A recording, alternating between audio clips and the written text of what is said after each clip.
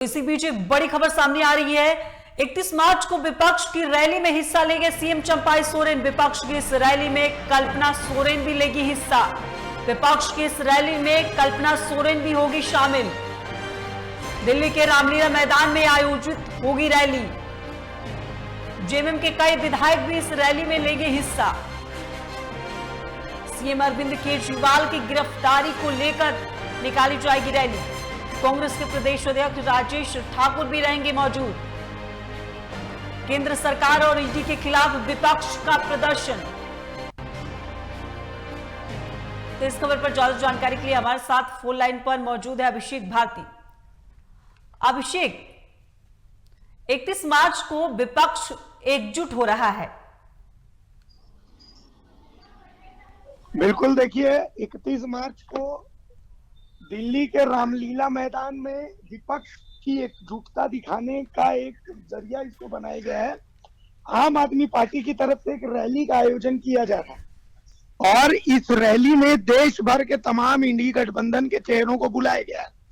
अरविंद केजरीवाल की गिरफ्तारी के बाद जिस तरीके से पहले हेमंत सोरेन की रांची में गिरफ्तारी हुई और उसके बाद दिल्ली में अरविंद केजरीवाल की गिरफ्तारी हुई, ईडी और अन्य केंद्रीय एजेंसियों को जिस तरीके से आरोप लगाया जा रहा है कि केंद्र सरकार जो है बेजाब्ता इस्तेमाल कर रही है, तो इसी के खिलाफ इंडी गठबंधन अपनी एकजुटता दिखाने के लिए दिल्ली के रामलीला मैदान में एक बड़ी रैली का आयोजन कर रहा है।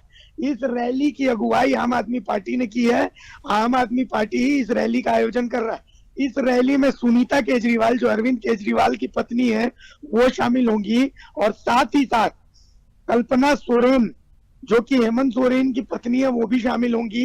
मुख्यमंत्री चंपाई सोरेन, पेयजल स्वच्छता मंत्री मिथिलेश ठाकुर और जेएमएम के कई अन्य विधायक शामिल होंगे और कांग्रेस के प्रदेश अध्यक्ष राजेश ठाकुर, नेता विधायक दल आलमगीर आलम के भी उस कार्यक्रम में शामिल होने की संभावना है।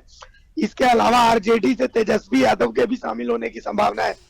तो एक बात तय है कि इस रैली के माध्यम से विपक्ष जो केंद्र के खिलाफ आवाज बुलंद कर रहा है, यहां से अपनी एकजुटता को प्रदर्शित करने की कोशिश करेगा। अब इसमें कौन कौन से नेता शामिल होते हैं, क्योंकि एक बात तो तय है कि चंपाई सोरेन और कल्पना सोरेन शामिल होंगी। एक बात और तय है कि इस मंच से सुनीता केजरीवाल, कल्पना सोरेन जो कि अब तक पीड़ित कार्ड खेल रहे हैं, तो इनको फेस बनाने की कोशिश भी होगी। तो ये तमाम चीजें तो होंगी, लेकिन क्या इस रैली को ममता बनर्जी का समर्थन मिलता है? साउथ से इस रैली को कितना समर्थन मिल पाता है? क्या इस रैली में हरियाणा और उत्तर प्रदेश के जो नेता हैं वो शामिल होते हैं या नहीं होते हैं, इस पर नजर रहेगी। लेकिन फिलहाल की खबर यही है कि चंपाई सोरेन और कल्पना सोरेन इस रैली में शामिल होंगे और ये मंच से इस रैली को संबोधित भी करेंगे। जी अभिषेक, जिस तरह से विपक्ष शक्ति प्रदर्शन कर रहा है, वो मजबूती दिखाना चाहता है केंद्र सरकार को, तो आपको क्या लगता है, वाकई में मजबूती है या सिर्फ दिखावा है?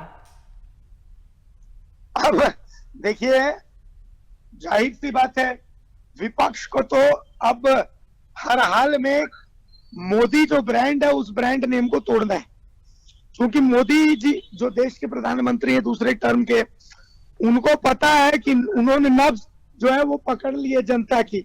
उनको पता है कि जनता किस मुद्दे पर वोट देती है और वो वही राजनीति कर रहे हैं जिस राजनीति के लिए जनता ने उन्हें सत्ता के शीर्ष पर बैठाया है।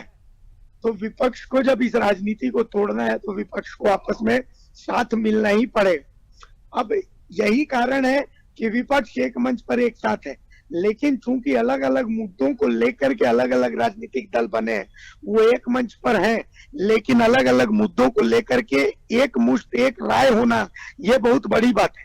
तो इस रैली से ये साबित होगा कि चुनाव से पहले अलग अलग मुद्दों को लेकर के इंडी गठबंधन में एक राय, एक सम्मत राय है कि नहीं है, क्योंकि एक सम्मत राय ही आने वाले चुनावों में वोट बैंक जो होता है उस वोट बैंक को इधर से उधर शिफ्ट करेगा। तो देखिए, इस रैली में बहुत कुछ साफ होगा कि कितनी एकता कितनी अनेकता इनके अंदर नजर आती है। जी अभिषेक, तमाम जानकारी के लिए बहुत बहुत शुक्रिया। तो आपको बता दूं कि दिल्ली के रामलीला मैदान में विपक्ष का शक्ति प्रदर्शन 31 मार्च को देखने को मिलेगा। तमाम विपक्ष के बड़े बड़े नेता इस रैली में शामिल होंगे।